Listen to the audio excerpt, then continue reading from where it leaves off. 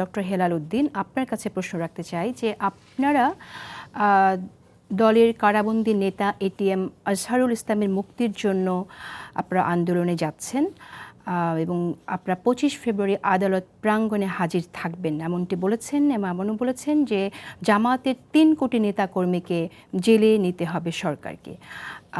আপনাদের কি বর্তমান সরকারের বিচার ব্যবস্থার উপর আস্থা নেই? জি, আমি আপনাকে ধন্যবাদ জানাচ্ছি। গাজী টিভির পক্ষ থেকে আমাকে আমন্ত্রণ জানানো হয়েছে এবং আপনার মাধ্যমে আমি দর্শক শ্রোতাকেও ধন্যবাদ জানাচ্ছি এবং আমার সাথে আছেন আমাদের সাবেক সংসদ সদস্য নীলিফার চৌধুরী মনি আপাকেও আমি ধন্যবাদ জানাচ্ছি। তো দেখুন, আদালতের প্রতি অবশ্যই আমাদের আস্থা আছে। বিগত 15 বছর যে ফ্যাসিস্ট সরকার দেশের উপরে যে জুলুম নির্যাতনের স্টিম রোলার চালায়, সেই স্টিম রোলারে অনেক নেতাকর্মী গুম হয়েছেন, খুন হয়েছেন, ফাঁসিতে ঝুলিয়ে নির্মমভাবে হত্যা করেছেন। এর মধ্যে যারা জীবিত ছিলেন অনেকেই আদালতের মাধ্যমে এবং সরকারের নির্বাহী আদেশে মুক্ত হয়েছেন এবং ফেসিবাদের সব শেষ যিনি শিকার মানে জুলুমের শিকারে যিনি রয়েছেন তিনি এটিএম আজহারুল ইসলাম, আমাদের তৎকালীন বাংলাদেশ জামাত ইসলামের ভারপ্রাপ্ত সেক্রেটারি জেনারেল ছিলেন।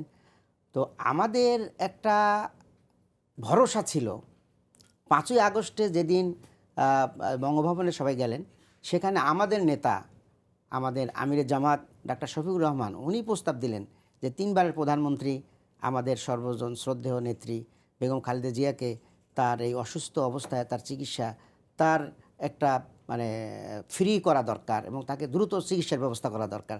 সবাই একমত হয়ে গেলেন।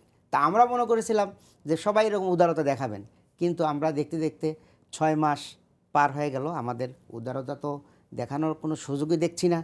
এমনকি আদালতেও বারবার টাইম দিচ্ছেন, হেয়ারিং করবেন, কিন্তু হেয়ারিং করার সবাই উদারতা দেখানোর বিষয়ে আপনি সবাই বলতে কাদের কথা আপনি বলতে চাইছেন? কারণ সবাই উদারতা দেখালে তো হবে না, এটা তো নির্বাহী আদেশ, তো সরকারি জায়গা থেকে আসতে হবে। দেখেন, প্রস্তাবটা ডাক্তার শফিকুর রহমান দিলেন আমাদের নেত্রী বেগম খালেদা জিয়ার জন্য। কেমন, এটা কিন্তু মির্জা ফখরুল সাহেব ওখানে ছিলেন, কিন্তু প্রস্তাবটা দিলেন কিন্তু শফিক সাহেব নিজে। আপনি কি মনে করেন যে দুইটি মানে বিচার যে প্রক্রিয়ায় চলেছে এবং দুইটি অপরাধ যেভাবে আপনার মামলা এসেছে তুলে ধরা হয়েছে সেগুলো সমানভাবে বিবেচনার যোগ্য, এটা আপনি মনে করেন কি? শেখ হাসিনা ফ্যাসিস্টের যে মূল মানে চাবিকাঠি, যিনি এই কাজগুলো করেছিলেন, তার প্রত্যেকটি কাজই ছিল মিথ্যার উপরে নির্ভর করে একটা সাজানো নাটক এবং বিচার ব্যবস্থা সবাইকে একই ধরনের কায়দায় করেছেন। বেগম খালেদা জিয়াকে যেভাবে তিনি সাজা দিয়েছিলেন, কোনো ধরনের এভিডেন্সের কোনো তোয়াক্কা করেন নাই, তার মতো করে তিনি সাজিয়ে সাক্ষী দিয়ে সেগুলো করেছেন এবং যতভাবেই আমাদের আইনজীবীরা এগুলোকে খণ্ডনের চেষ্টা করেছেন, কোনো কাজ হয় নাই, উনি রায় দিয়েই গেছেন। সেক্ষেত্রে এখন আপনার কাছে আমি আবারও আমার প্রশ্নে ফিরে আসি, সেক্ষেত্রে আপনি কি মনে করেন এখন আপনারা যে দাবিটা জানিয়েছেন সে ব্যাপারে ব্যবস্থা না নিলে, আপনারা তো অলরেডি বলেছেন প্রধান উপদেষ্টা কার্যালয়ের সামনে আপনারা গণ অবস্থানের কথা আপনারা ঘোষণা করেছেন, সেক্ষেত্রে আমার প্রশ্ন স্ট্রেইট আপনার কাছে যে সরকারের বিচার ব্যবস্থার উপরে কি আপনাদের একেবারেই, বর্তমান সরকারের বিচার ব্যবস্থার উপরে কি আপনাদের একেবারেই আস্থা নেই, নাকি আপনারা মনে করছেন আপনাদের দিকে অন্যভাবে, আপনাদের বিষয়টা অন্যভাবে বিবেচনা করছে বর্তমান সরকার? আমাদের আস্থা আছে। আমরা সরকারকে জনসভা করে এবং বিভিন্ন মেসেজ দিয়ে আমরা বলেছি যে ফ্যাসিজম চলে গিয়েছেন, কিন্তু তার সেই মিথ্যা রায়টাকে এখনও বলবৎ কেন আছে, এটাকে আইনের মাধ্যমে নিষ্পত্তি করেন, কিন্তু তারা করছেন না।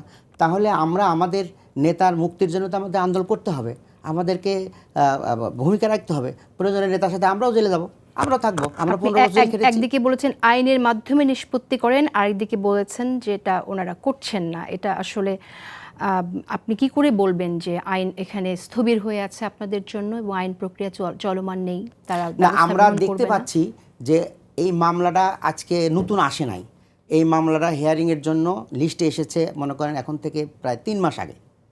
ওনারা মামলাটা শুনানিতেই আনতেছেন না, শুনানির আগেই টাইম দিয়ে দিচ্ছেন। তাহলে কি বিচার ব্যবস্থা পক্ষপাত দুষ্ট আপনি বলতে চাইছেন? সেটা আমি বলতে চাচ্ছি না, কিন্তু আমরা চাচ্ছি যে এটা হওয়া দরকার, এটা হওয়া দরকার।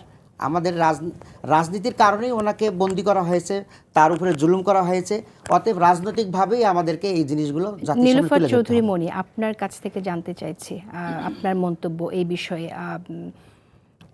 যেমনটি ডক্টর হেলাল উদ্দিন বললেন, আসলে উনি স্পষ্ট বলছেন না যে এই সরকারের বিচার ব্যবস্থার উপর ওনাদের আস্থা নেই, তাও বলছেন না, কিন্তু আবার ওনারা গণঅবস্থানের ঘোষণা দিয়েছেন, আদালত প্রাঙ্গণে হাজির থাকার ঘোষণাও দিয়েছেন। আমার প্রশ্ন আপনার কাছে যে আপনি কিভাবে দেখছেন বিষয়টাকে? আসলে এটা বিচারাধীন একটি বিষয়, আবার ওনারা যেভাবে এটা প্রত্যাশা করছে সরকারের কাছ থেকে, সেই জায়গা থেকে আপনি কি মনে করেন? যেটা আপনাকে যারা শুনছেন আমার শুভেচ্ছা অভিনন্দন, আমার সহ আলোচককে শুভেচ্ছা।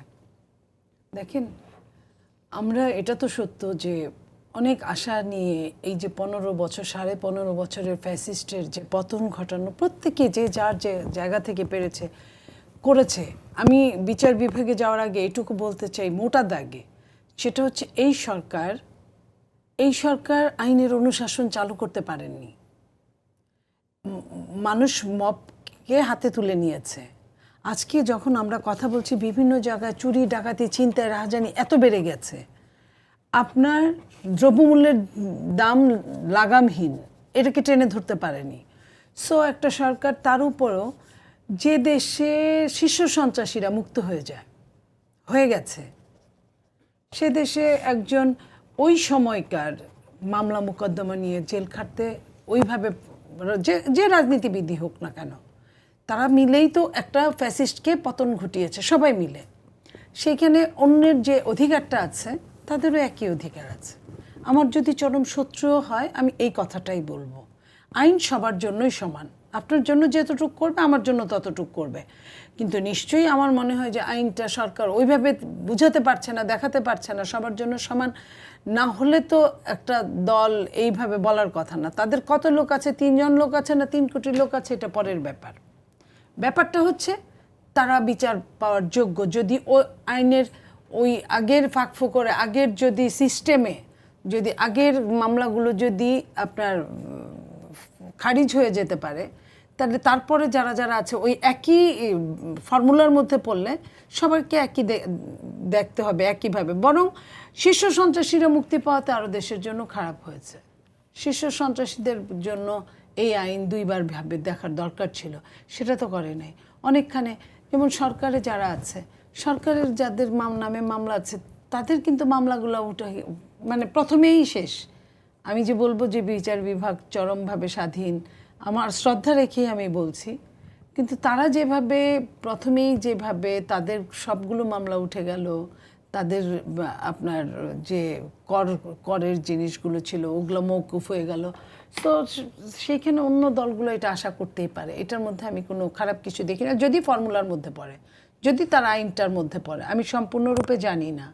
তো সেইখানে তারা এখানে মানে বিচার পাওয়ার যোগ্য এবং জেলমুক্ত হওয়ার যোগ্য আমি মনে করি, যদি ওই ফর্মুলা একই হয়।